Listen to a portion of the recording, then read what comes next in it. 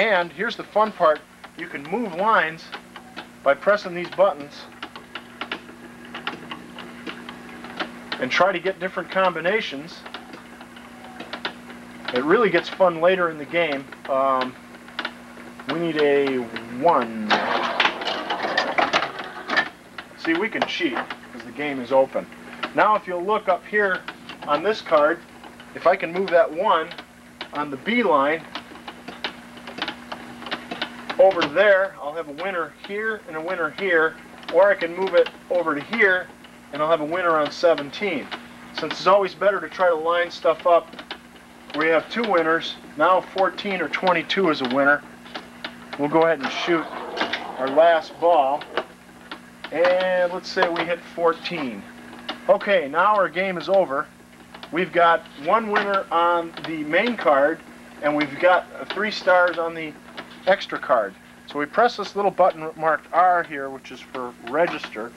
It'll go through and scan and paid us 8 credits, and that's 3 in a row red pays 8. Now if I would have had 4 in a row red, it would have paid 24 games.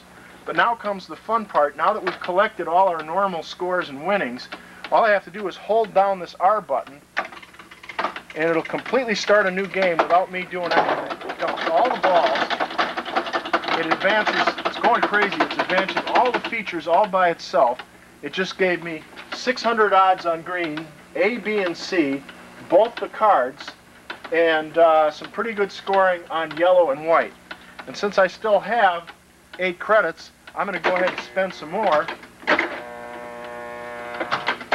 I'm going to blow off the rest of the 8 credits and go ahead and play my game. The reason they did the red letter game was to confuse sheriffs in some locations. If a sheriff came in and said, well, this pinball machine, these credits here represent cash, he'd say, no, no, no, those represent points. You can actually win a replay on this game, which is the red letter feature. That makes it legal in some people's minds.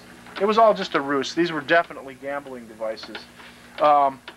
This particular Miss America came from Chicago at the Bally factory right out here to Nevada, where United Coin Company, who's a route operator, took and filled in the holes in the cabinet where the leg bolts were, actually filled them in with Bondo and painted them red. Then they put the whole game up on this funky looking base here and chopped the hole, physically chopped the hole with a saw in the bottom of the cabinet, and you can see in here there's a hopper full of nickels. And what happens is you put your nickel in the chute, it falls down this little ramp into the hopper, and then if you get a really big payout, like we've got 4 games left, you can press a hidden button on the side and it'll convert those 4 credits into cash, and it'll come down this little chute into a cup where you can pick it up. This was only legal in Nevada, having a machine that actually paid cash.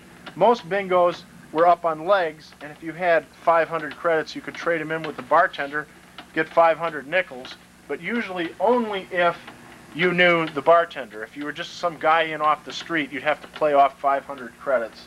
I really like this bingo. It's, I'd say it's a great bingo. It's got all kinds of great features. You can move the lines around. It's got great art. It's in great condition. I say it's a great game. Ugly Mike, do you have an opinion? I think it's a good game. He says good. Okay, well, we're going to go back, do some pinballs for the rest of the tape. We'll take a break, be back in a second.